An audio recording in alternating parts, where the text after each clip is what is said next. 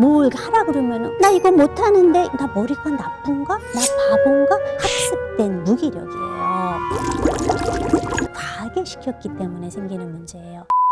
우리 아이들이 잘 성장해서 성인이 되었을 때 성공적으로 살아가기 위해선 어떤 것들이 필요할까, 이 얘기 잠깐 했었는데요. 학교 생활 잘하면 대부분의 아이들이 성인기가 되어서도 안정적인 삶을 이루어 나갈 수 있다. 학습 능력 좋고 성실하고 예의 발라야 하죠. 공부만 잘한다고 성공적인 학교 생활, 성공적인 성인기의 삶, 이거 아닌 거예요. 저는 이제 상담을 하는 사람이니까 이제 많은 아이들을 만나는데, 그 아이는 선생님이 가보라 그래서 온 아이예요. 선생님이 하신 말씀이 공부만 잘하면 뭐하냐. 공부는 잘해가지고 맨날 반에서 1등을 하는데 수업 시간에는 이제 엎어져 자요. 기습 질문을 하면 또 그걸 또 다 알아맞힌대요. 그게 더 얄밉더라, 이런 얘기를 이제 하셨어요. 결국은 교사와 계속 충돌이 이제 생기게 되어서 이제 학교 부적응을 이제 겪게 된 그런 아이가 생각이 나는 거죠. 그래서 학습 능력도 굉장히 중요하지만 성실함, 예의 바름, 이것도 정말 아이들이 갖춰야 될 특성이에요. 좋은 학습 능력을 갖추려면은 어떤 것들이 필요할까? 저는 두 가지 면이 정말 좋은 학습 능력, 그리고 학교에서 좋은 평가를 받는데 아주 중요하구나 라는 거를 깨닫게 되었는데, 하나는 노력하는 기억력이고요, 다른 하나는 순차적인 문제 해결 능력이에요. 어떤 문제를 탁 받았는데 모르겠어요. 전에 본 것 같기도 한데 몰라, 이러면 그냥 문제 틀리는 거예요. 이게 뭐였지?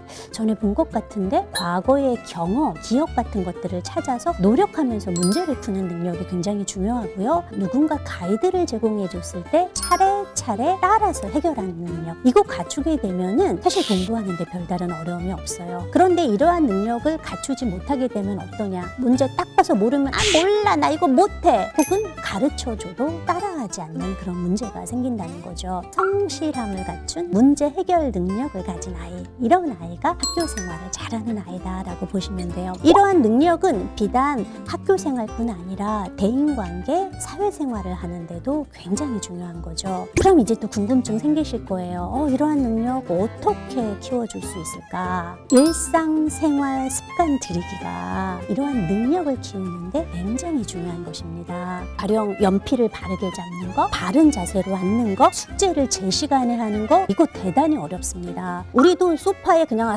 이렇게 누우는 게 훨씬 편하지, 바르게 앉는 거 사실은 되게 힘들어요. 아이가 노력을 해야 되고 성실함을 바탕으로 해야 되고 반복해야 된다라는 점에서 학습 습관과 굉장히 일맥상통하는 면이 있다라고 볼 수 있어요. 그리고 이러한 습관을 들이기 위해서는 뭐가 전제가 되어야 하죠? 규칙성이 전제가 되어야 해요. 습관은 그냥 반복해서 익숙해지는 거거든요. 이렇게 하다 보면 처음에는 어려워서 잘 안 되지만, 반복해서 하다 보면은 처음에는 조금 힘들지만 우리가 노력하다 보면은 점차 쉬워지는구나 라고 아이들이 느끼게 되면서 다음에 새로운 도전이 왔을 때도 잘 극복할 수 있게 되는 거죠. 습관 들이기에 또 중요한 게 뭐냐? 어른의 말을 좀 잘 들어야 돼요. 지시 따르기가 돼야 돼요. 어른이 뭔가를 시켰을 때 싫어, 안 할 거야 라고 하면 이러한 습관은 들여지지가 않아요. 자기 스스로 모든 것들을 다 해내고 배우는 거에는 한계가 있기 때문에 어른의 지시를 따르는 것들이 필요하죠. 학습에서도 이러한 지시 따르기가 돼야지만 모르는 것들을 가르쳐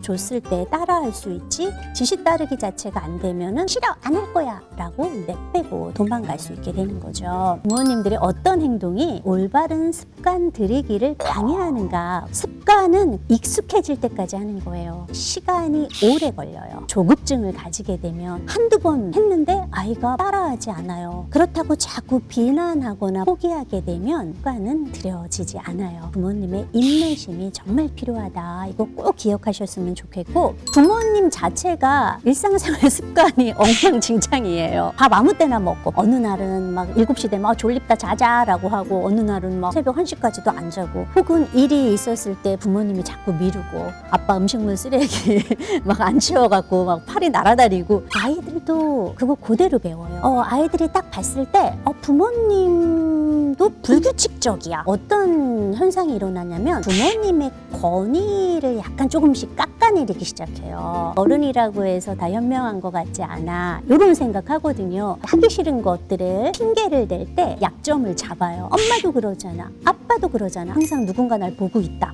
라는 생각으로 올바른 생활 습관을 부모님 먼저 갖는 것이 정말 필요해요. 또 다른 점은 뭐냐? 학습 습관만 강조하시면 안 돼요. 공부는 잘하는데 다른 부분들은 엉망진창이다. 이거는 안 되는 거예요. 아이가 부모를 위해서 공부를 해주는 척해요. 굉장히 자만스러워져요. 나 이거 했잖아. 나 이만큼 했잖아. 혹은 뭐 줄래? 이렇게 나올 수가 있거든요. 그래서 공부 습관뿐 아니라 다른 일상생활 습관, 예의나 이런 부분들도 동등하게 중요하게 가르쳐 주시는 것들이 필요해요. 또 마지막으로 학습 습관이나 일상생활 습관을 드릴 때 아이의 발달 수준을 초과하는 거는 시키지 않으셨으면 좋겠어요. 특히 학습적인 면에서 부모님들이 종종 욕심을 내시는 경우들이 계세요. 아이가 조금 뭐 책 좀 읽는다 그러면 갑자기 다음날 책 50권 사주고 이러시면 정말 안 되거든요. 아이들이 어떤 것들을 이해하기 위해서는 어떤 발달 수준에 도달해야만 해요. 이게 자기의 이해력을 초과하기 때문에 되게 힘들어져요. 그래서 자꾸 안 하려고 해요. 그러면은 부모님은 예전에는 곧잘 하던 아이가 게으름을 피운다라고 생각을 하고 다그치게 되는 경우가 있는데, 이 아이의 발달 수준을 능가한 선행 학습을 과하게 시켰기 때문에 생기는 문제예요. 뭘 하라 그러면은 이거 어려운 거야?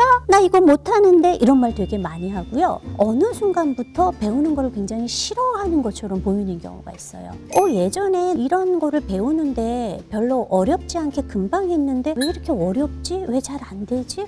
나 머리가 나쁜가? 나 바본가? 이런 생각을 하게 되는 거예요. 학습 심리학자들이 학습을 방해하는 가장 큰 적이다 라고 말하는 학습된 무기력이에요. 머리가 나쁘거나 게으른 게 아니라 자신의 발달 수준을 초과한 자극을 받아서 버거워서 그런 것인데도 스스로 나는 못한다 라는 생각을 하게 되고, 그 과제를 풀 수 있을 정도의 발달 수준에 도달했을 때도 나 이거 못해, 나 어려워, 무서워, 피하게 된다라는 거죠. 그러면은 뭐 죄다 선행학습하는데 우리 애만 바보 되는 거 아니에요? 이런 걱정하시잖아요. 학습 심리학자들은 아이들이 어떨 때 가장 학습 능력을 최대치로 발휘하는가, 어떤 게 가장 효과적인가, 아이의 발달 수준보다 살짝 높은 과제를 주라고 해요. 처음에는 이거 조금 못할 것 같은데 조금 노력하면, 주변에서 조금 더 알려주면 그것들을 성공해내는 거, 이럴 때 아이들은 숙달감과 성취감을 느끼고 이게 학습을 잘하는데